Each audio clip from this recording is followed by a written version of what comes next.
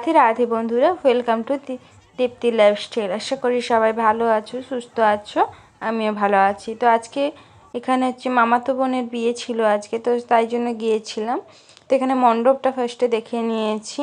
তো দেখে এখানে স্টার্টার কাউন্টারে চলে এসেছিলাম। তো দেখো এখানে ফুচকা, কফি, পকোড়া সবই ছিল। তো এখানে খাওয়া দাওয়া সেরে তারপর এখানে বিয়ের মণ্ডপে এসছি।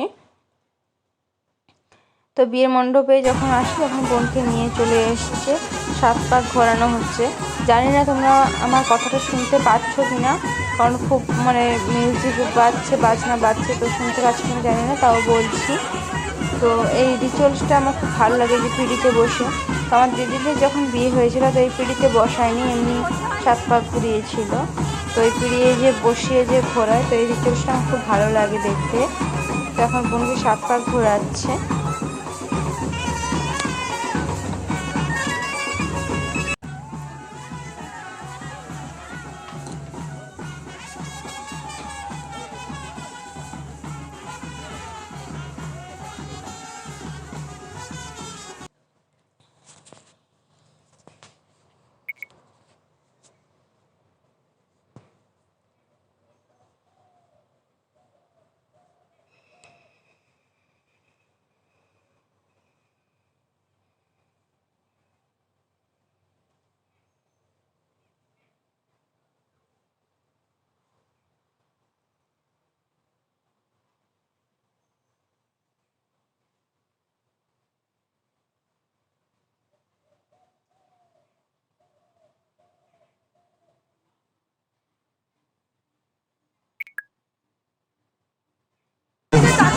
এখানে বোনকে 7 পাক ঘোরানো হয়ে যাচ্ছে।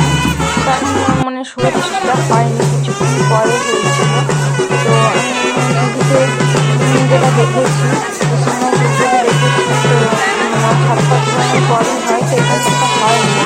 তো কিছুক্ষণ পরে এখানে হয়েছিল।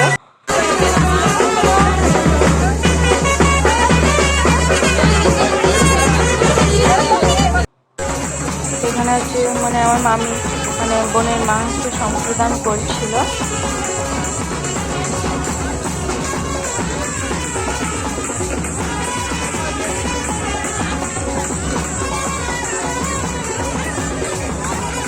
এখানে যেহেতু মিউজিক বাজছিল, তো ভীষণ খুব নাচ করছিল, আনন্দ করছিল।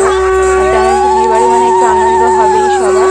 তো এখানে নাচ ছিল, তারপরে শুভদৃষ্টি হচ্ছিল। তারপরে বৃষ্টি হওয়ার পরে এখন নানা দেখো ক্যামেরাম্যানে ঘুরতে আমি ঠিক নিতেই পারিনি, জাস্ট কষ্ট করে যেভাবে একটু নিয়েছি।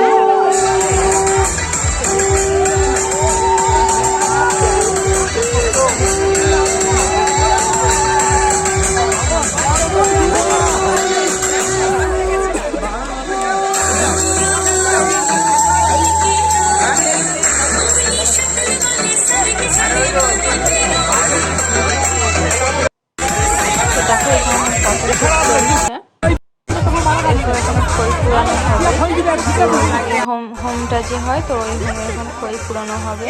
তো আমার মামার ছেলে এখানে খইটা দিচ্ছে পোড়ানোর জন্য, যেহেতু দাদা বা ভাইকে দিতে হয়, তাই জন্য আমার দাদা দিচ্ছে খইটা পোড়ানোর জন্য। আর যেহেতু অনেকটা রাত হয়ে গেছিলো, তো আমাদের বাড়ির সবাই গেছিলো, তো তারা খেতে বসে গেছিলো বলে তাদের সঙ্গেই বসে হয়েছিল। তো আমি সিদ্ধান্ত দেখতে পাইনি, তো ব্যাক লাগ এখন কী করা যাবে। তো তো ওখানে খইটা পোড়ানো হয়ে যাচ্ছে। তো একটা নাচও দিয়েছিল ওদেরকে, তো সেই নাচটা দিয়েছিল। তো ভিডিওটা এই পর্যন্ত। যদি ভালো লাগে like, comment, share and subscribe করে দিও। আর পাশে বেল আইকন ঘন্টিটা টাং করে বাজিয়ে দিও। রাধে রাধে বন্ধুরা।